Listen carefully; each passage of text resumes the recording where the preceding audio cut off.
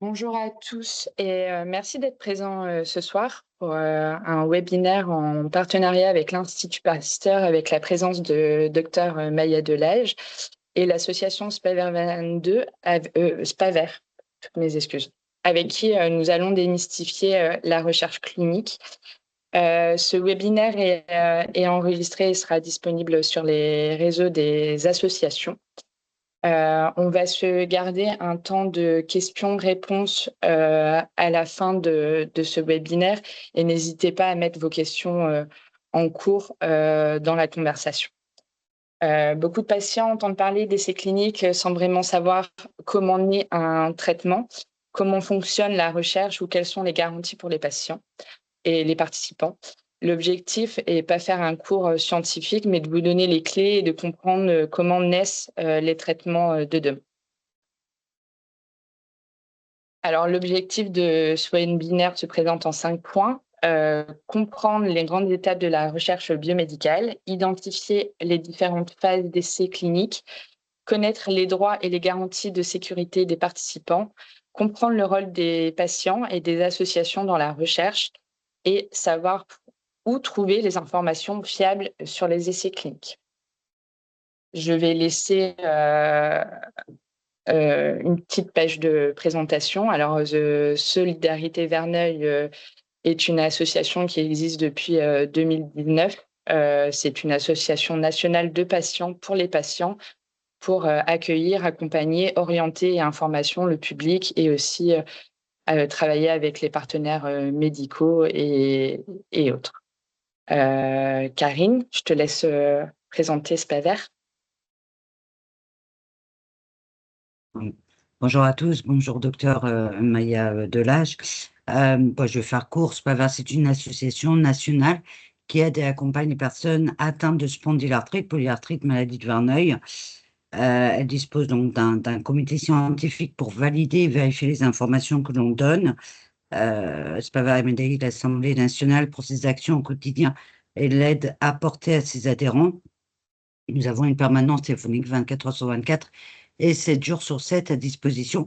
Et simplement pour expliquer pourquoi est-ce qu'on a relié ces trois maladies, eh bien, parce que la maladie de Verneuil multiplie par 11, suivant une étude du CHU de Reims, la spondylarthrite, un risque en tout cas de spondylarthrite, et la polyarthrite est une cousine de la spondylarthrite, et c'est pourquoi on a additionné ces trois pathologies. Voilà. Docteur Delage. Oui, moi je suis dermatologue. Je me suis spécialisée depuis, très longtemps, maintenant dans la maladie de Verneuil. Quasi fois, j'ai fait ma thèse de médecine sur la maladie de Verneuil quand j'étais étudiante. Donc je travaille à l'Institut Pasteur depuis 2012 où je fais, principalement de la recherche clinique, sur la maladie de Verneuil. Aussi, on essaie de faire de la recherche, fondamentale aussi, pour mieux comprendre la maladie.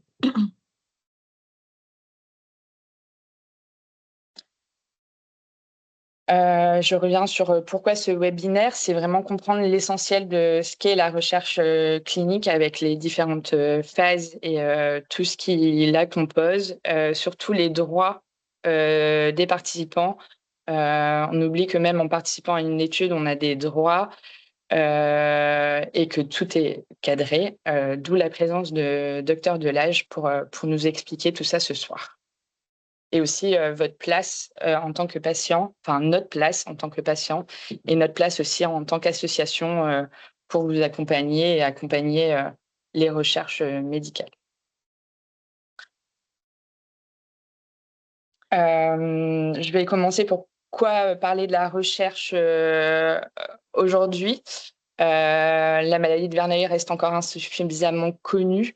Il n'existe pas de traitement curatif. On sait qu'il y a, que les traitements continuent d'évoluer, dans le temps et également grâce à la recherche.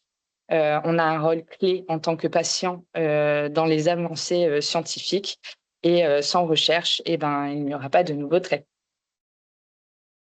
Docteur Delage, je vous laisse, la main sur la naissance d'un traitement.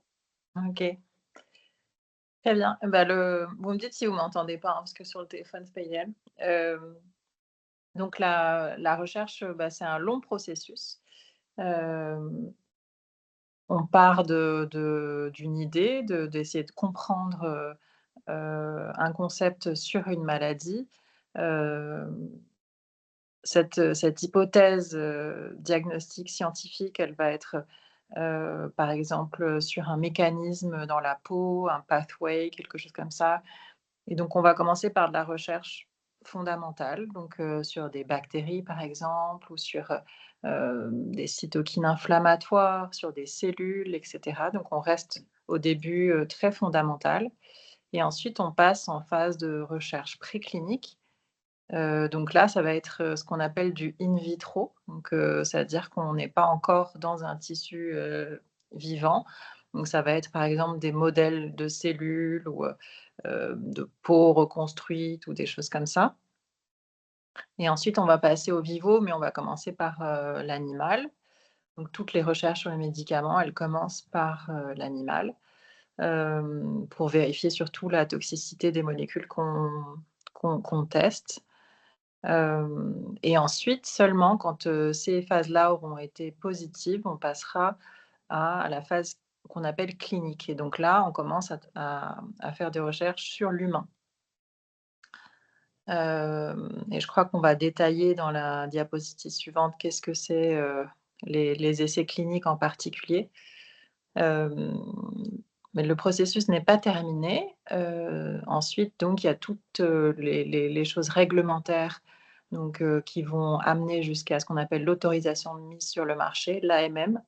Donc que les autorités réglementaires, la l'ANSM vont, autoriser la mise sur le marché et ensuite il y a une phase aussi de remboursement, de véri de voir si les autorités autorisent le remboursement. Hem Et ensuite, et ben, une fois que le médicament est vraiment sur le marché, il y a des phases post-cliniques où on vérifie en vraie vie, en fait, que le médicament, est bien toléré.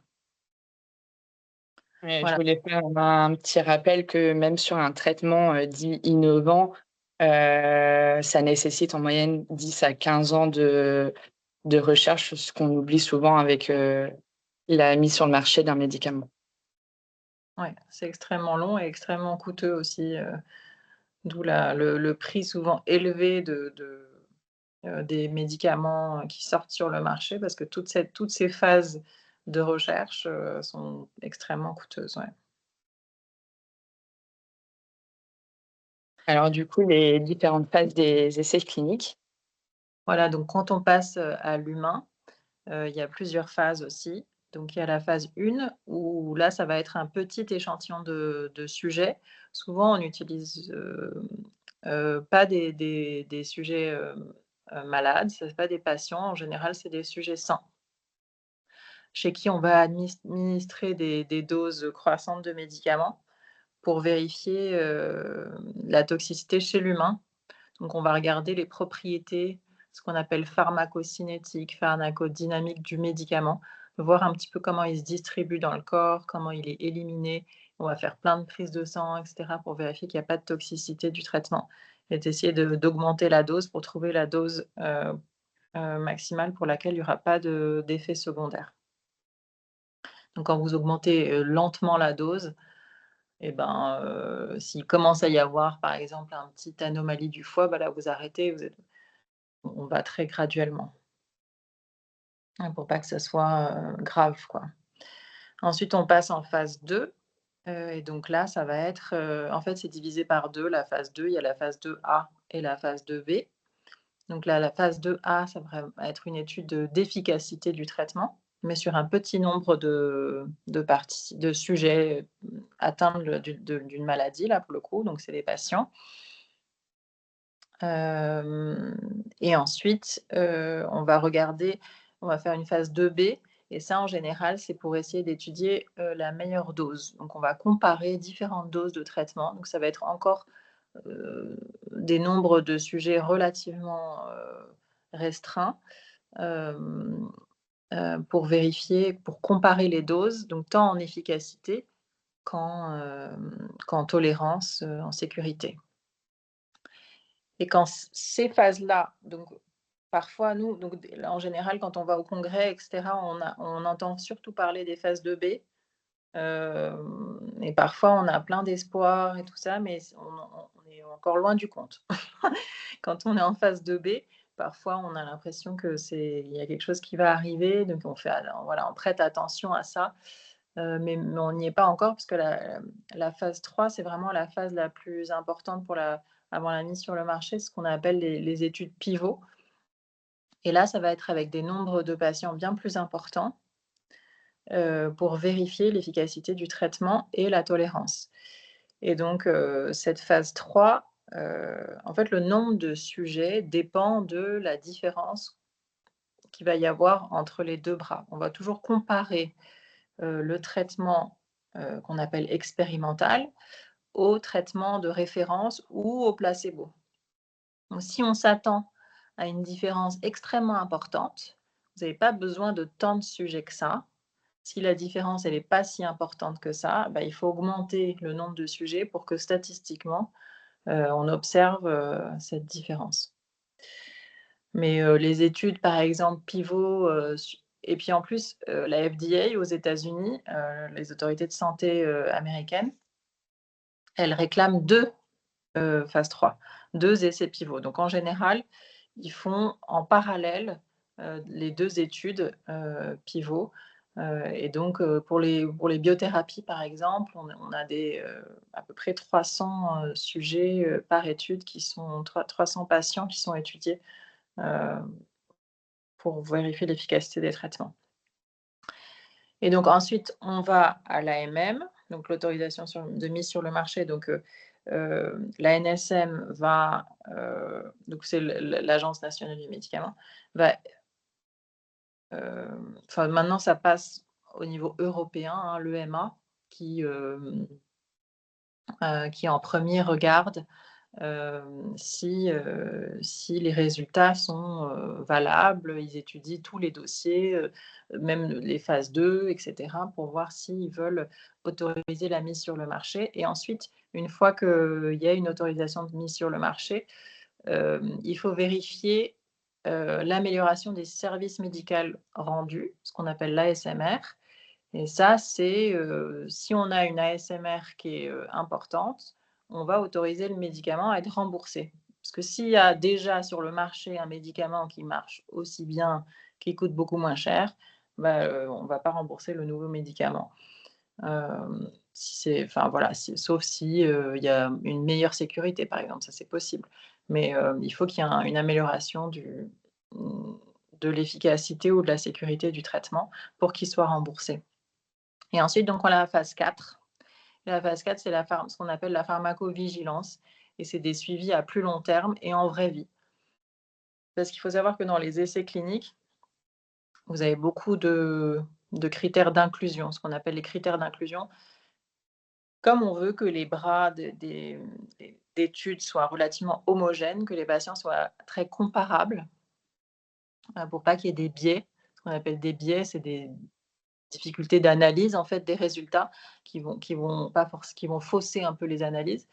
On veut que les groupes soient relativement homogènes. Donc en général, on prend des patients qui n'ont pas d'autres maladies, qui ont un âge entre 18 et 60, qui ont des formes, voilà, qui n'ont pas d'autres médicaments, donc c'est pas forcément le patient tout venant, c'est un patient tout propre, quoi, tout parfait, quoi. Donc, et ben, forcément, dans la vraie vie, c'est pas ça. Les patients, ils ont d'autres maladies, ils ont d'autres médicaments, donc cette phase de pharmacovigilance, elle va être importante aussi pour vérifier qu'en vie réelle, le traitement, il est toujours aussi efficace et bien toléré. Voilà. Merci. Et du coup, le point suivant, ce sont les droits et la sécurité. Heu, vous Ouais. voulez, parler de la diapositive, docteur Delage? Oui, je peux tout à fait commenter, et vous pouvez compléter bien sûr, donc quand on écrit, un protocole de recherche clinique, quand on décide de faire une recherche sur des patients, c'est extrêmement réglementé. Vous avez des lois qui sont très strictes pour ce qu'on appelle les bonnes pratiques cliniques. Et c'est très encadré. Et donc, quand on dépose le dossier, on va passer devant l'ANSM puisqu'on étudie un médicament. Et donc, ils vont vérifier que la question clinique est pertinente, que scientifiquement c'est valable, etc. Et on va aussi passer devant le CPP. Le CPP, c'est le Comité de protection des personnes. Et donc, c'est un comité indépendant qui est composé de médecins, mais aussi de statisticiens, de représentants des associations, de psychologues. Plein de différentes professions peuvent rentrer, des juristes aussi, peuvent rentrer dans ce comité. Et là, ils vont évaluer si le projet est éthique, si on respecte bien les règles de bonne pratique clinique. Et ce qui est extrêmement étudié, et cetera, c'est, bien sûr, si toutes les mesures de sécurité sont bien prises en compte, voilà, mises en œuvre. Si, alors, si les documents sont bien réalisés, les documents qui vont être adressés au patient, le patient, il va toujours recevoir une feuille d'information et il doit faire un consentement qu'on appelle libre et éclairé. Donc, qu'est-ce que ça veut dire libre et éclairé? Libre, bon, ça va sans dire. Vous êtes libre ou pas de participer. Éclairé, ça veut dire que le patient, il faut qu'il ait bien compris ce qu'on lui raconte et ce qu'on lui propose. Donc, la feuille de consentement, par exemple, il faut qu'elle soit compréhensible. Il faut que le langage utilisé il soit compréhensible par un patient qui n'est pas un médecin, qui n'est pas un scientifique particulièrement. Les autres, donc voilà, ça c'est des étapes clés. Et après, parfois, le CPP, il revient vers nous, il nous pose des questions, il nous demande de modifier telle ou telle chose. Donc, il y a donc, ça aussi, ça rajoute du délai, mais c'est pour la sécurité de l'essai. Et globalement, il vérifie aussi la question médicale, scientifique. S'ils trouvent qu'il n'y a pas d'intérêt scientifique, ils ne vont pas accepter qu'on fasse de la recherche comme ça sur des patients qui ne répondraient pas à une question qui aurait un intérêt pour les patients. Voilà, donc une fois que ces étapes elles sont passées, on peut effectivement commencer l'essai. Donc comme on disait, le patient il doit recevoir cette information et signer un consentement. Donc c'est un document très important qui sera conservé dans le dossier, dont le patient va garder un exemplaire où il aura signé qu'il a bien tout lu, tout compris avant de commencer. Ensuite, une fois qu'il a signé, il rentre dans l'essai, mais il peut sortir 1 heure après ou n'importe quel moment sans particulièrement justifier quoi que ce soit. Le patient, il est libre de sortir de l'essai à n'importe quel moment, quand il veut. Il n'y a aucune obligation, il n'y a pas de contrat, il n'y a pas de... Voilà. Ça, c'est important aussi. Et le fait qu'il sorte de l'essai, ça ne doit pas affecter du tout la façon dont le patient il sera suivi dans le futur. C'est pas parce qu'il a pas voulu participer ou quoi que plus aucun médecin va vouloir le traiter ou quoi. Donc voilà, Il y ça avait c'est ouais. pardon, il y avait la question aussi du suivi médical, avant, pendant et l'après, recherche. Quand on rentre Par dans essai clinique. dans quand on rentre dans un essai clinique, on est extrêmement bien suivi. Alors on essaye de pas créer trop de contraintes pour le patient, donc en faisant pas non plus trop de visites tout le temps, trop d'examens partout, trop voilà, de prise de sang ou on essaye de limiter au maximum. Ça, c'est aussi, il y a des règles très strictes là-dessus. Maintenant, avec les RGPD et cetera, on n'a pas le droit. Tout doit avoir un intérêt, tout doit avoir un but précis, c'est-à-dire qu'on ne va pas collecter du sang juste comme ça pour peut-être qu'un jour on l'utilisera, on va le banquer, ça on n'a plus le droit. Il faut qu'il y ait vraiment un objectif précis à chaque à chaque geste qu'on va pratiquer, même dans les données qu'on collecte, il faut qu'il y ait un intérêt à collecter cette donnée. Donc une donnée, on ne va pas vous poser des questions sur votre vie personnelle ou je ne sais quoi, si ça n'a pas d'intérêt. Bon, parfois, on ne comprenait peut-être pas forcément, mais il peut y avoir, on peut chercher des corrélations entre certains aspects de sa vie et l'évolution de la maladie. Donc c'est pour ça qu'en général, on vous pose pas mal de questions.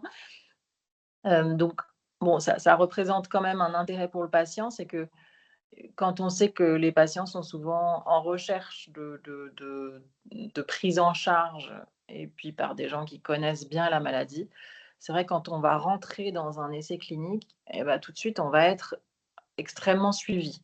On va être, regardé sous toutes les coutures et puis on va être, voilà, régulièrement suivi et cetera et moi je pense que, vous savez dans les essais cliniques, sur les biothérapies, il y a un effet placebo qui est extrêmement élevé. Étonnamment élevé, hein, plus que dans d'autres essais, de l'ordre de 30. C'est-à-dire que les patients, même s'ils ont, du sérum physiologique, ils s'améliorent de 30 dans 30 des cas, c'est quand même énorme. Mais je pense que rien que le fait qu'ils soient pris en charge, qu'ils soient écoutés, qu'ils soient, suivis et ben, comme on sait quand même que le stress et cetera, ça influe sur, l'évolution de cette maladie. Moi, je pense que ça contribue en partie à, cet effet, ce fameux effet placebo. Après, il peut y avoir aussi, parce qu'on demande aux patients, d'arrêter certains traitements qui peuvent être négatifs ou, d'équilibrer un diabète ou des choses comme ça et donc peut-être qu'aussi il peut y avoir une amélioration juste, de ce fait-là. Voilà, donc ça, ce sont un peu toutes les éléments de droit et de sécurité, pour le patient. Merci, docteur Delège. Et du coup, un point sur l'étude ABSCESS2 que vous menez à l'Institut Pasteur. Ouais, donc ça, c'est un exemple effectivement de recherche clinique, qu'on mène à l'Institut Pasteur. Donc, alors ce sont pas quand on a parlé des phases 1, 2, 3 et cetera, cet essai-là, ce ne sont pas des médicaments qui sont inconnus, qui sont qu'on commence à développer et qu'on donne à l'humain pour la première fois. Donc il n'y a pas les phases de, 1 et 2 comme il peut y avoir avec un nouveau médicament. Donc en fait, il y a eu des phases bien sûr précliniques parce qu'on a fait beaucoup de recherches sur, la composante bactérienne de cette maladie. Donc on a fait des recherches en faisant des cultures, des lésions et cetera, avec des techniques, au début simples et puis de plus en plus complexes et on s'est aperçu qu'il y avait une flore bactérienne tout à fait anormale dans, les lésions des patients et qui était, différente en fonction du stade de la maladie, mais qui avait une certaine homogénéité entre les patients, en fonction du stade. Donc les patients de stade 2, ils avaient à peu près tous la même, flore bactérienne et donc quand on voit des bactéries, ben, on donne des antibiotiques. Ça semble assez logique, surtout que ce sont des bactéries qui sont pathogènes, ce ne sont pas des bactéries, comme on trouve sur la surface de la peau et qui sont, des «bonnes bactéries» entre guillemets. Donc ça fait depuis 2012 en fait, qu'on traite nos patients avec, des antibiotiques, et donc en fait, comme il y a beaucoup de bactéries et puis qu'il y en a qui sont assez agressives et que les tissus, comme vous savez, sont assez fibreux et cetera, c'est des antibiothérapies qui sont associées et qui sont d'une durée assez prolongée parce qu'on traite environ 3 mois en général en phase active. Et donc nous, on a fait ça depuis 2012 de manière très, courante chez nos patients. Mais, ben, en fait, on n'avait pas fait d'essais cliniques pour démontrer l'efficacité de ces traitements. Et donc, nous, on le faisait à notre échelle et puis du coup, on avait beaucoup de patients qui venaient parce qu'il y avait le bouche à oreille et cetera et on nous adressait des patients. Mais tant qu'on ne l'avait pas, prouvé par un essai clinique et ben, on ne pouvait pas, le diffuser de manière plus vaste pour que d'autres médecins puissent prescrire cette même stratégie. Et donc l'objectif de cet essai, c'était de démontrer l'efficacité de cette antibiothérapie. Et donc pour démontrer l'efficacité d'un traitement de manière très objective, pour être sûr que ce n'est pas lié à d'autres facteurs externes, en fait, ce qu'on fait, c'est on fait ce qu'on appelle un double aveugle et on compare à un traitement de référence. Donc double aveugle, ça veut dire que ni le patient, ni le prescripteur, ni le médecin ne savent ce que prend le patient. Ils prennent soit le traitement expérimental, le traitement qu'on est en train d'essayer de démontrer l'efficacité, soit un traitement de référence. Et du coup, pour pas que qui que ce soit se rende compte de qui prend quoi, on fait des traitements placebo aussi, pour que les 2 traitements se ressemblent exactement. Par exemple, dans Abscess 2, et ça, c'est comme ça dans tous les essais, hein, vous avez toujours un bras avec un médicament et l'autre soit avec un traitement expérimental, un traitement de référence, soit avec un placebo. Mais dans la biothérapie, par exemple, c'est toujours un placebo qu'on donne. Donc on vous injecte, du sérum Phi ou voilà, et donc l'essai Abscess 2, bah, on a choisi de traiter des patients, de stade 2 uniquement. Et donc, il y a plusieurs phases de traitement, avec d'abord un traitement par voie injectable. Donc, il y a une infirmière qui vient à domicile une fois par jour, qui administre un traitement par voie injectable, par voie intramusculaire, pendant 3 semaines. Ensuite, il y a 3 semaines de tri-antibiothérapie. Et ensuite, il y a 6 semaines de bi-antibiothérapie. Et ensuite, on continue à suivre les patients pendant 9 mois pour vérifier au long terme l'efficacité du traitement. Avec uniquement un traitement préventif par monothérapie qui est très léger. Donc, c'est un essai. Alors, il y a plein de mots-clés dans cette recherche. On a dit double aveugle, ça c'est très important. Randomisé. Alors, randomisé, ça veut dire qu'on fait au hasard. C'est-à-dire que le patient, il va rentrer dans l'essai. On va faire avec un truc informatique. Et c'est lui qui va dire dans quel bras il est, le bras traitement expérimental ou le bras traitement de référence. Ça veut dire, ça c'est la randomisation, c'est que c'est lié au hasard. Multicentrique, ça veut dire parce qu'on va le faire, nous on le fait dans plusieurs centres. Donc on le fait à Rouen, à Nantes, à Rennes, à Lille, à Marseille. Et bientôt, normalement, si tout va bien, à la clinique du Val de l'Ouest, à Écueillé, près de Lyon.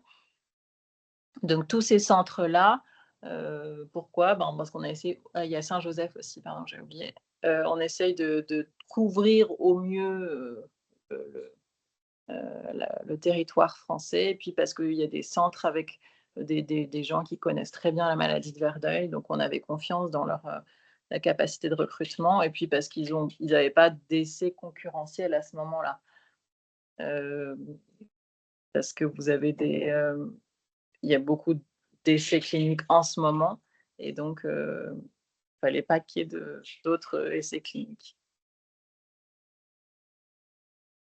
Merci, Voilà. docteur. Et du coup, le rôle essentiel des patients, aujourd'hui, on contribue à participer aux divers essais cliniques. On est là aussi pour partager notre expérience vis-à-vis de l'essai clinique. Pour la partie aide à construire les recherches, je vous laisserai la parole, docteur Delage. Et ça aide aussi à faire progresser les connaissances et améliorer aussi la qualité de vie en général des patients. Du coup, Sûr. comment Voilà, les patients aident à construire ces essais cliniques? bon, les patients, sans patients, nous, on n'a pas de recherche forcément. Mais non seulement on a besoin qu'ils participent à ces essais, mais ils vont effectivement partager leur expérience patient. Donc, parce qu'on a des critères très, ce qu'on appelle objectifs, c'est-à-dire que c'est le médecin qui va coder des scores d'inflammation et des choses comme ça, mais il y a aussi des critères subjectifs qui sont les critères que nous, on n'observe pas, mais que le patient nous raconte. Et donc, tout ce qui est effectivement de qualité de vie, des échelles visuelles analogiques de douleur, par exemple entre 0 et 10, ça a diminué de temps. Et, et tout ça, finalement, c'est le vécu du patient de sa maladie et c'est hyper important. Finalement, si le patient, nous, on a l'impression que tout va bien, mais lui, pas du tout, ça sert un peu à rien, quoi. Donc, en général, on associe, en fait, pour évaluer l'efficacité d'un traitement, on va associer plusieurs critères, plusieurs façons d'évaluer. Donc là, c'est vrai que le patient, il a un rôle très important.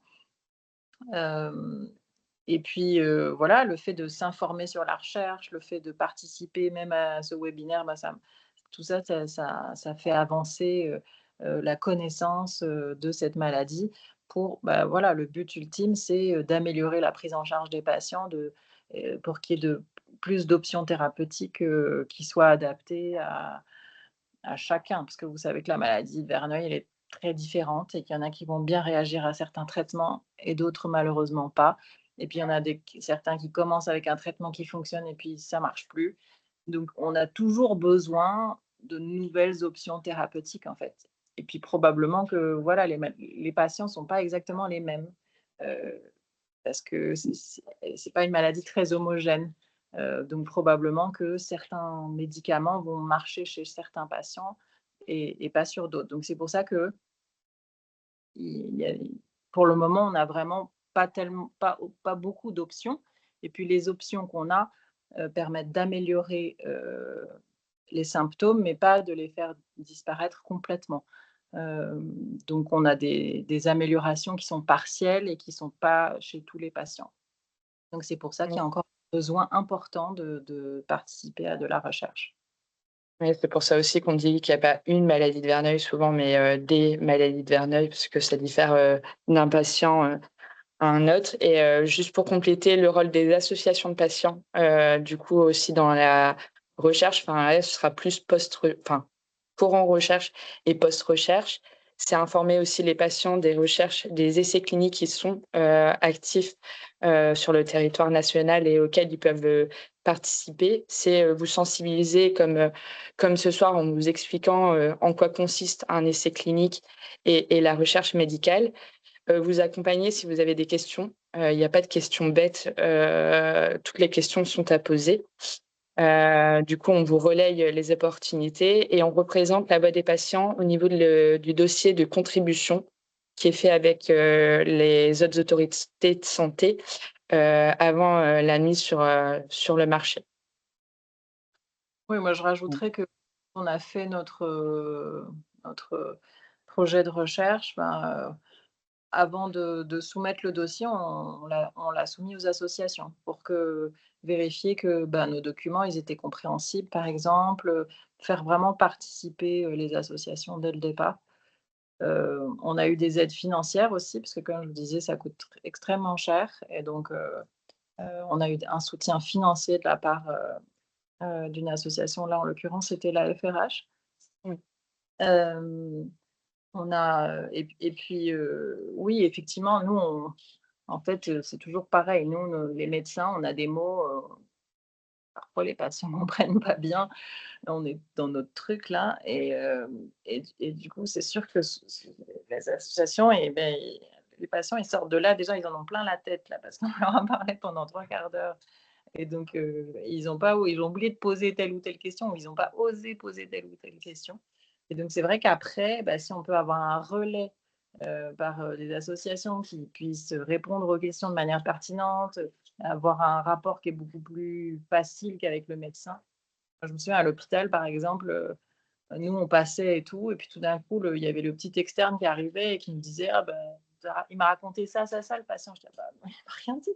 Mais en fait, c'est parce que parfois, le contact, il est plus facile avec quelqu'un qui, a un peu plus de temps et va rester voilà, ou enfin, moins diplômé ou quelque chose comme ça. Donc c'est vrai que ça se complète vraiment bien cette interaction avec les associations. Ensuite, pour les sources fiables en termes de recherche et d'essais cliniques, j'ai mis quelques points. Je pense avoir tout mis, mais je ne suis pas sûre si vous complétez, docteur Delage. Du coup, on disait l'ANSM, l'Agence nationale de sécurité du médicament. Il y a clinicaltrials.gov pour le registre mondial des essais cliniques. Il y a nous, association de patients, l'association Solidarité Verneuil, SPAVER, la FRH, les centres hospitaliers universitaires, le CITIS, alors le système d'information sur les essais cliniques. Celui-là, j'avoue, je ne le connaissais pas. Et peut-être, alors médecin généraliste, je doute, mais votre dermatologue référent est au courant des essais cliniques en cours. Il y a aussi il y a la Société française de dermato qui Ah oui. a des ressources en général accessibles aux patients d'information. Alors, je ne sais pas s'il y en a une en particulier pour la maladie de Verneuil. J'ai pas vérifié, mais il y a ce type, enfin la Société française de dermato, en tout cas, elle met à disposition il y a un différent site spécialisé pour les patients, justement, pour avoir une information fiable aussi. Et dermato.info, c'est le site officiel de la SFD, justement. Ouais, voilà, ah, très bien. Merci. Du coup, on le redit, mais la recherche clinique repose sur 3 acteurs essentiels, les chercheurs, les professionnels de santé et chaque patient. Chaque participation contribue à améliorer les connaissances et à développer les traitements de demain. Et on croise les doigts pour la maladie de Verneuil, mais de beaux jours restent à venir devant nous. Et sauf si j'ai loupé une information, on peut passer à un temps d'échange et de questions-réponses.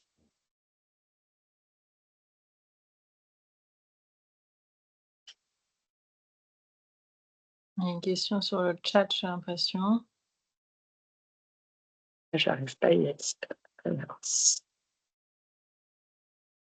Bonsoir. TAPCS2 est dans le but de trouver un type d'antibiothérapie plus approprié, ciblé et avec des résultats plus significatifs que l'antibiothérapie prescrite. Oui, tout à fait. Je vous vois plus parce que je suis allée sur le chat là, mais effectivement, on a mis des antibiotiques qui sont ciblés directement sur les bactéries qu'on a trouvées dans ces prélèvements qu'on a fait pendant des années chez les patients.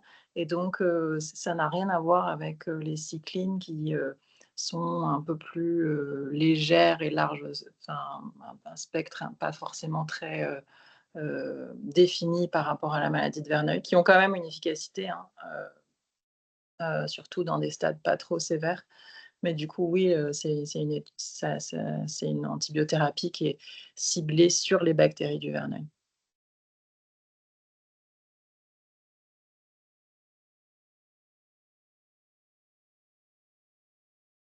Je crois qu'il a entendu. Je sais pas s'il y a d'autres questions. Vas-y, Karine.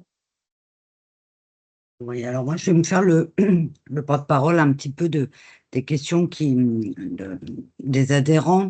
On sait Ouais. qu'aujourd'hui, on a 3 biothérapies, dont l'adalimumab, qui était la première biothérapie qui était pour la maladie de Verneuil. Aujourd'hui, on apprend que peut-être ça va sauter et que les résultats n'étaient pas optimales et qu'on en a d'autres qui sont arrivés, notamment des IL-17.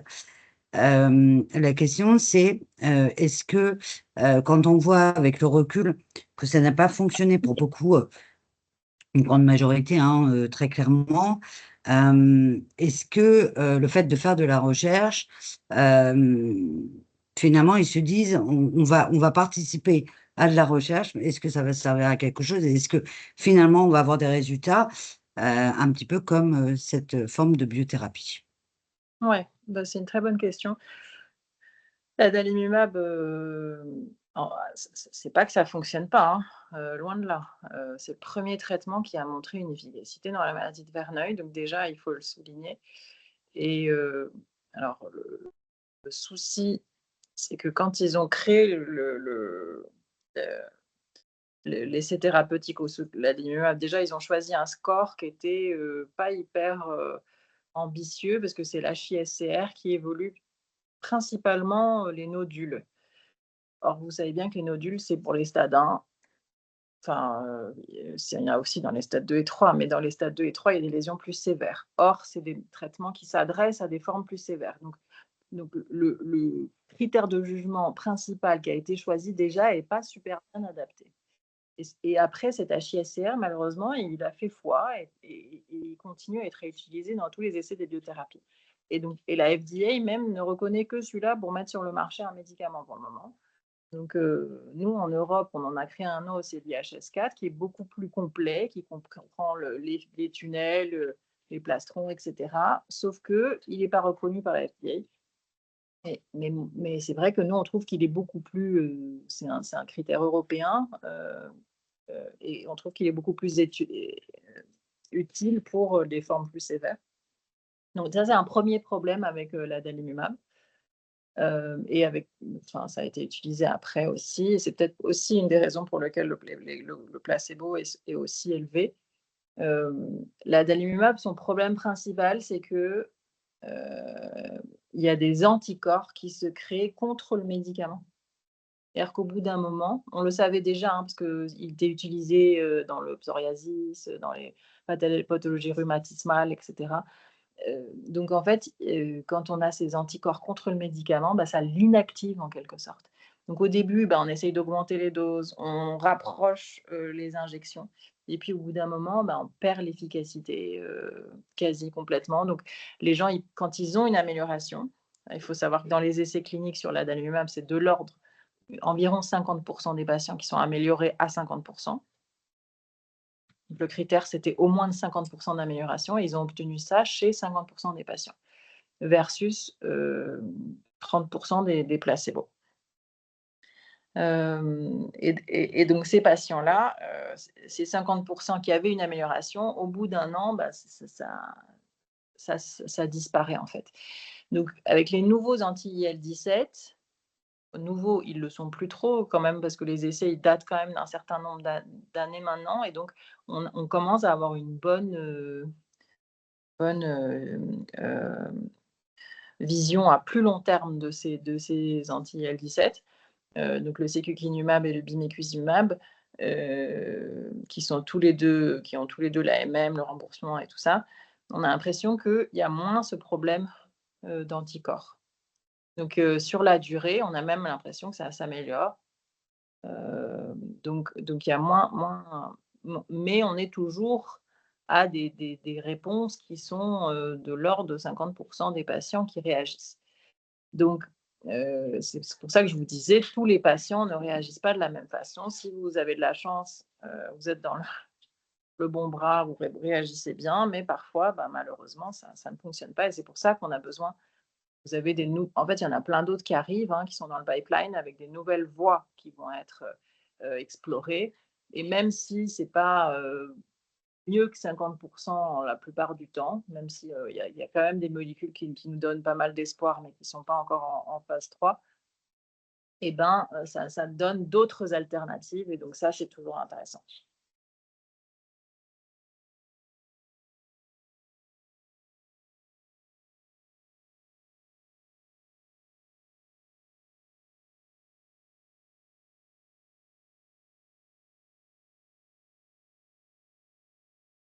Est-ce qu'il y avait d'autres questions?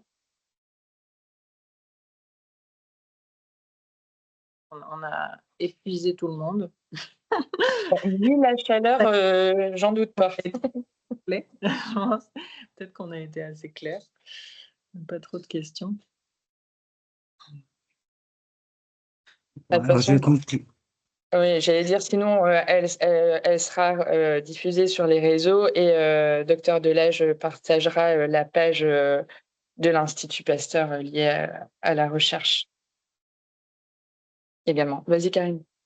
Non, bah alors du coup, j'avais une question par rapport au centre de recherche. Actuellement, est-ce qu'il y a des régions où il y a plus de demandes, où vous avez besoin de plus de candidats? Ah, c'est pas mal comme question. Est-ce qu'on a besoin de plus de patients? En fait, nous, on a besoin de patients partout. On en a vraiment besoin parce que même s'il y a beaucoup de patients qui sont atteints de la maladie de Verneuil et tout ça, bah, les gens, ils ont toujours un peu peur. Moi, ce qui revient toujours, c'est on a peur d'être un cobaye, et cetera. Alors, on essaye de les rassurer, on leur dit qu'ils sont bien suivis, que c'est des médicaments qui sont même pas nouveaux, qu'ils existent depuis extrêmement longtemps, et cetera. Mais les gens ont peur. Ils ont peur. Et puis, c'est vrai que c'est un essai qui est pas particulièrement léger, hein. C'est beaucoup d'antibiotiques, il faut venir plusieurs fois, et cetera. Donc et puis, comme je vous disais, il faut répondre aux critères, d'inclusion, il faut être comme ci, comme ça. Donc nous, on a vraiment pour pouvoir continuer cet essai et qu'il marche, on a besoin de patients, dans tous les centres. Donc il y aura ou que dans tous les centres dont je vous ai parlé, si vous serez pris en charge, si vous demandez à aller dans la CS2, vous serez pris en charge sans problème. C'est vrai que même en ETP, c'est beaucoup la question qui revient, quand on parle de traitement ou de traitement innovant, d'essais cliniques, c'est l'impression de passer pour les petits rats de laboratoire, et qu'il y a pas de sécurité, en soi derrière. Alors que c'est ultra sécurisé, c'est ultra cadré, il y a un suivi, avant, pendant et après, au niveau de la recherche. Donc on essaye un maximum de communiquer là-dessus, également pour vous Aussi, aider. et c'est béton. On fait vraiment tout pour que ce soit, extrêmement sécuritaire. Après, il y a un risque, qui est inévitable, c'est qu'il y a une chance sur 2 que le patient, il ait juste un traitement de référence qui est pas très puissant, quoi.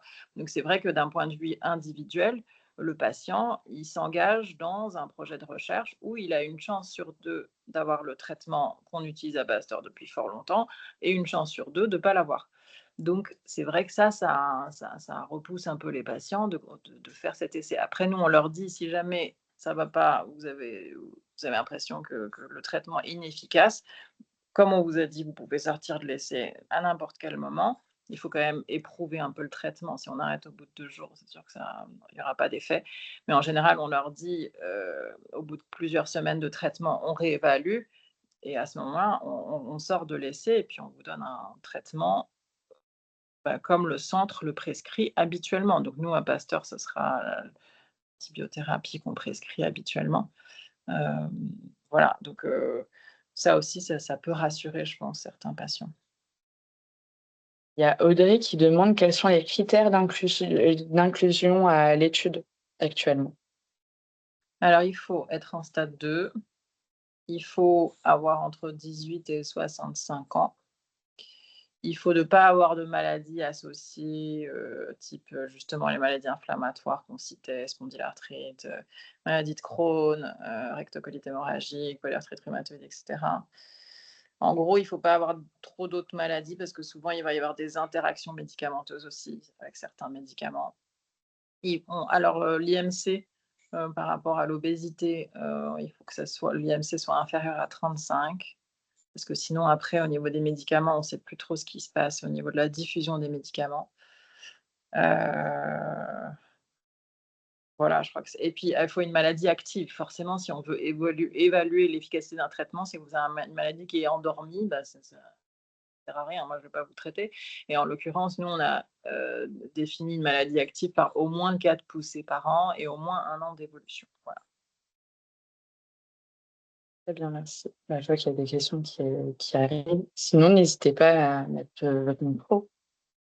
Alors, Donc merci mais de la ça part serait d'Audrey. Ce serait possible de rappeler le stade 2 Hurley pour les personnes qui vont regarder et qui ne savent pas, souvent ils ne savent pas ce que c'est les stades Hurley. Oui. Le stade 1 de Hurley, c'est quand il y a des nodules séparés par des intervalles de Posen. Le stade 2, c'est quand ces nodules, ils commencent à se relier entre eux et ils forment ce qu'on appelle des tunnels. Soit ils sont visibles vraiment à la surface de la peau, on voit cette espèce de bride, sur la peau qui relie plusieurs lésions entre elles. soit c'est sous la peau. Et souvent, les patients ils nous disent quand j'ai mal, il y a une poussée d'un côté, ça va ressortir 3-4 centimètres en dessous. Donc là, on est sûr qu'il y a un tunnel. Donc ça, c'est le stade 2. Et le stade 3, c'est qu'en fait, toute une zone est atteinte sans intervalle de peau saine. Ça fait un espèce de plastron fibreux, inflammatoire, etc., sans intervalle de peau saine. C'est heureusement une forme plus rare de la maladie, mais qui touche quand même à peu près 4% des patients selon les études. C'est ce que j'avais compris. C'est parce qu'il y a une personne qui demandait si on a un abcès qui récidive toujours au même endroit, peut-on affirmer qu'il y a une fistule et donc un stade 2 de la maladie? Non. C'est ce que j'avais compris, mais la dermatome avait écrit niveau 1. Non, s'il y a un nodule, en fait, un nodule, il peut revenir tout le temps. Ça ne veut pas dire que c'est un stade 2. Il faut vraiment que ça soit Connecté? sur une surface plus allongée, quoi. Un nodule inflammatoire, quand ça inflamme, ça peut devenir énorme, hein, mais après, c'est l'inflammation, c'est pas la lésion en elle-même. Et quand ça régresse, ça redevient petit, mais après souvent même un nodule, il peut revenir tout le temps. Et c'est pas le nombre de nodules qui définit le stade. Dans le Hurley, on peut avoir des nodules qui reviennent tout le temps dans toutes les zones. Donc forcément, c'est hyper handicapant, mais on est à un stade 1 pour autant, voilà. La suite de la question, c'est très bien, mais comment savoir s'il y a des tunnels? Alors nous, quand on nous envoie un mail sur, notre adresse de recrutement, après on envoie des photos quand même pour essayer que le patient il s'identifie, de savoir s'il est en stade 1, stade 2, stade 3. Mais voilà, les tunnels, ils se voient. Soit ils se voient, comme je disais, il y a vraiment des brides, des petits cordons indurés, quoi. Soit c'est sous la peau et comme je vous disais, les patients, ils le décrivent très, très bien, hein, «J'appuie là, ça sort 3 centimètres plus bas». Enfin, donc là, on sait qu'il y a un tunnel sous la peau, quoi. Mmh. Je partagerai également, les coordonnées, de l'association SPAVER. Est-ce que le de l'âge me partagerait, les coordonnées, enfin la page, pardon, de l'Institut Pasteur pour, parler de l'étude Abscess 2, au besoin. En tout cas, je vous remercie, énormément pour avoir partagé ce webinaire, avec nous, pardon. Et de toute façon, on se retrouve bientôt pour, d'autres thématiques, liées à la maladie de Verneuil. Merci beaucoup de m'avoir proposé de participer à ce webinaire et puis bonne soirée à tous et un bel été à tous aussi. Une bonne Merci soirée à beaucoup. tous. Merci beaucoup. Merci. Au revoir.